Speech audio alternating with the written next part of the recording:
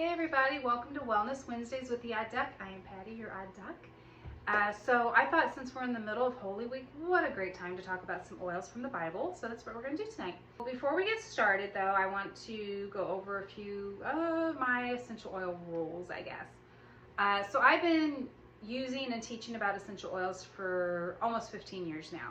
I have a very good clientele on oils, and I love it when they come to me looking for help on therapeutic blends to use. And what I really love is whenever they look at me a little skeptical, like I might be a little crazy. I mean, telling them that this all natural item is going to help them a little bit. But when they come back in and they're like, hey, that actually helped, that warms my heart. And that happens a lot.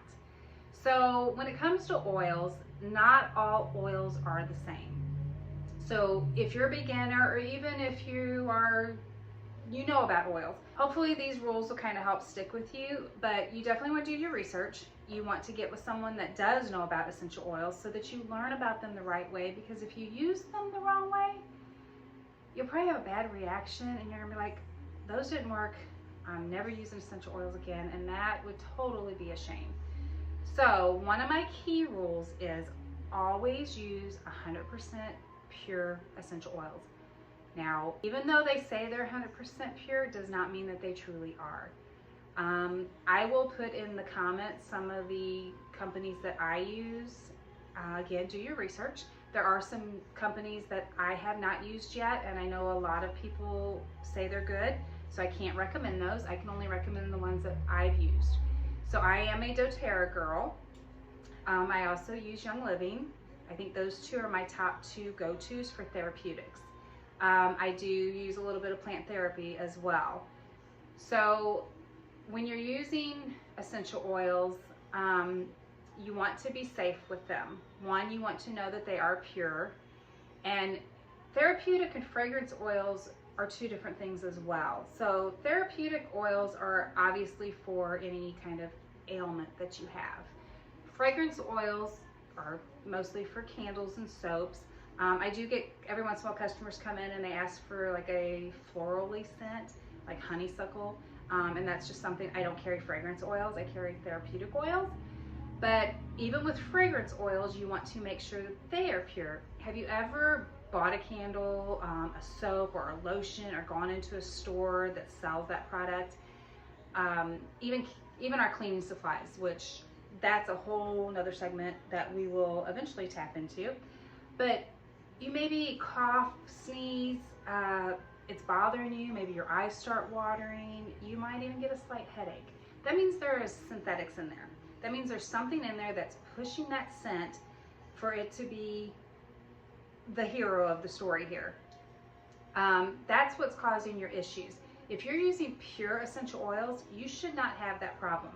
Pure essential oils are literally picked from the trees, the flowers, they're harvested, they're taken to the plant, they're distilled, they're steamed, made into the pure oil. You don't want anything filled in there, nothing. So therapeutic and fragrance, make sure they're 100% pure. That is my number one rule. My second rule is you never put oils on without a carrier oil. You never just open it up and put it on your skin. No. You always want to use what they call carrier oil, which is olive oil, grapeseed oil, coconut oil. This just protects the skin, because the pure essential oils can irritate your skin if you put them on directly. For instance, doTERRA's peppermint oil, one drop of that can be equal to like 28 cups of peppermint tea. So it's very strong. That one can definitely burn your skin a little bit. So that coconut oil, that carrier oil, it does not change the effectiveness of your oil. It's just protecting your skin before you put it on. Once you put the blend on, it's hitting your cells and it just starts working. Now, oils do not work as fast as our over-the-counter products. So for instance, I have customers that come in, may have a wart. I can make them up a blend and tell them to use it every day. That wart is not going to disappear by tomorrow morning. It's going to take a little bit of time, but if you give it time, it's allowing your body to heal naturally, which is so much better than pushing it to heal. And then we usually end up with some kind of other issue from the product that we used. It's sad, but it's true. We all see the commercials, we all see the side effects. I mean, I understand there's certain things that we do need to take, but if you have an all natural route, why not take it?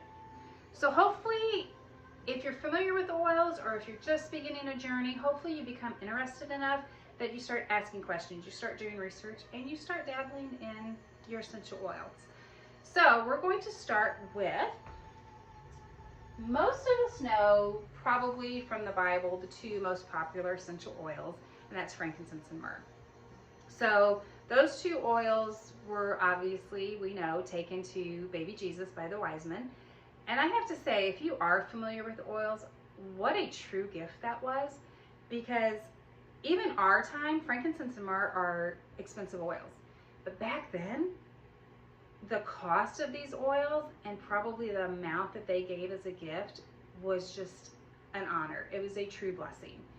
So frankincense, in our oil world, we like to call it the king of all oils because it's good for everything. If you don't know what essential oil to use frankincense.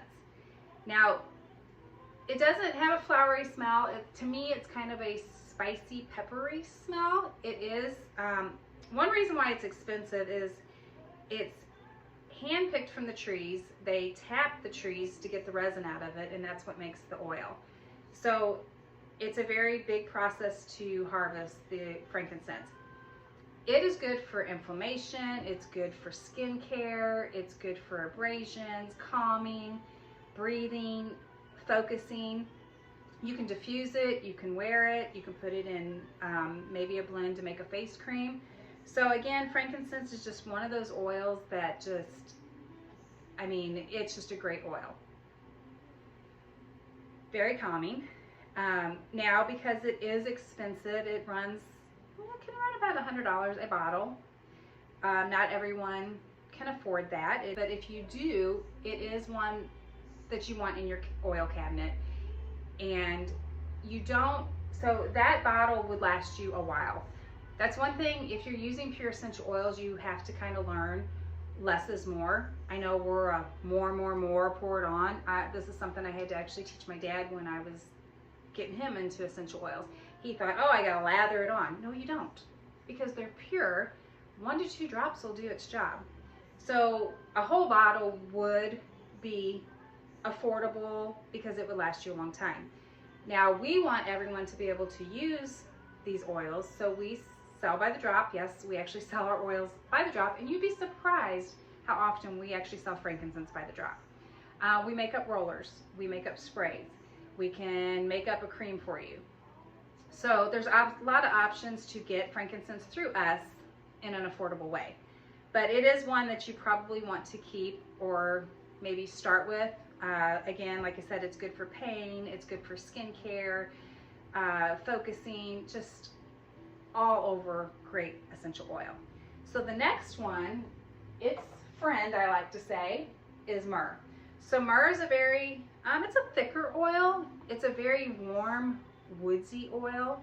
This one was used for embalming. So obviously it's going to be very good for the skin. It works well with frankincense, so you could make up a really nice skincare with this. It's good for abrasions, inflammation. So again, paired with frankincense, because frankincense helps with pain, these two would just be a rock star for any kind of pain. This one's good for calming because of its woodsy smell. Again, myrrh is one of those pricier oils. Very calming. I think you'd be surprised at the smells. They're not very strong. They're very soft and subtle. But this one is a very nice fragrance and has a lot of good benefits to it. Another one that is probably one of my favorites, and I have to say, I sell a lot of this to my younger clients, especially the ones in college. So this one is called Cassia. Now, it is a member of the cinnamon family, so if you have a reaction to cinnamon, you do not like cinnamon, you do not want to use Cassia. But if you can use it, it's definitely one that you want. So Cassia, again, has that cinnamon, but it's a soft, I guess kind of a woodsy cinnamon. So this one is good for anxiety, good for calming. It's good for, again, you can use it for actually inflammation because cinnamon circulation.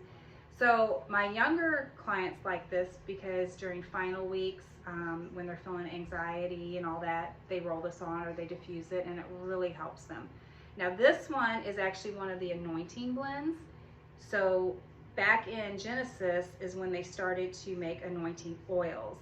This blend was actually used, God told Moses in Exodus to make this oil and use it as an anointing oil. So this one's a special oil, and once you smell it, I think you'll understand why. So definitely think about cassia as long as you can tolerate cinnamon. And then the last one that I have, this one a lot of people don't know about. Now this one has a very good story in the Bible about it. So this one's called spikenard. Now in the Bible, it's just nard. This one, I do have to say, it has a very pungent smell. It's kind of mossy, wet mossy wood smell. It is not the greatest. It's one that I would not diffuse. It reminds me of cracked walnuts. I don't know why, but that's what it reminds me of. But this one has great therapeutic benefits. Paired with myrrh and frankincense, great skincare. It's good for cuts and abrasions, inflammation, stomach issues. So even though it's a stinky oil, it's a very good oil. Now, the story behind this one. So we're about 6 days before Passover. And Jesus is at Lazarus' house with his disciples and his Lazarus' sisters, Martha and Mary. And Mary leaves to go to the market. She takes all the money that she has to go to the market and she buys 1 pound of spikenard. Now, to us, that took all the money she had. To us, 1 pound back then would be like thousands and thousands of dollars. So you can only imagine how precious this oil was. So she bought that, she took it back to the house, and she sat down in front of Jesus and she popped the lid off. And as soon as she did, everyone's like, whoa, what is that smell? Because one, she had 1 pound of it, and it's a very pungent smell. Everyone's thinking, what in the world are you doing? She doesn't say anything. She begins to pour it on Jesus' feet and cleanses his feet with her hair. Now, no one in the room understood what was going on. They probably thought she was crazy. Judas was having a fit because he knew how much this cost, and Judas was Judas. But Jesus and Mary knew. They had a connection, and Mary was so devoted and had so much love and honor for Jesus, just for who he was and for what he had done by raising her brother from the dead, that she was humbling herself to cleanse his feet. And Jesus probably looked at it a different way, as knowing, one, how honored he felt her doing this, how humbled she was, how much love he felt from her, but he also knew that this oil was used for burial preparation. So knowing what was going to happen in a few days, the feeling between Jesus and Mary was probably so overwhelming. I don't even know how to put that into words. But the gratitude that she felt and the love at that moment is like the whole world disappeared, the room disappeared, and it was just those two. So spikenard, obviously for us, is good for the skin. It is an oil that you might want to try. Maybe let us make you a blend of it if you want to. I think you would enjoy it. I think you would enjoy all these oils. Now, to help you a little bit, I do suggest this book. It's called Essential Oils of the Bible. You can get this at any bookstore. You can get it on Amazon. It talks about all of the oils, their benefits, what they can be used for, how they're made, what other oils they go through or blend well with. So this might be a good option for you as well. So I hope that you learned something tonight. If you have any questions, if you're local, obviously you can stop by, gladly make you up a blend. If you're not local or you can't get out, you can message me, you can email me. I will definitely try to help you, and if I can't help you, I will steer you in the direction that will get you the answer. I'll probably in the comments, I'll put information about this book. Might even put a little details about what oils, what they do. Put a link on if you want to order. And hopefully you might want to start an essential oil journey. And then next week we'll probably talk maybe a little bit more about essential oils. But I do have more wellness things that I use, like the LifeWave patches. I love those. So there's a lot of alternate solutions that are all natural, and I hope you will begin a journey with those. So have a very good evening and have a happy Easter. Thank you.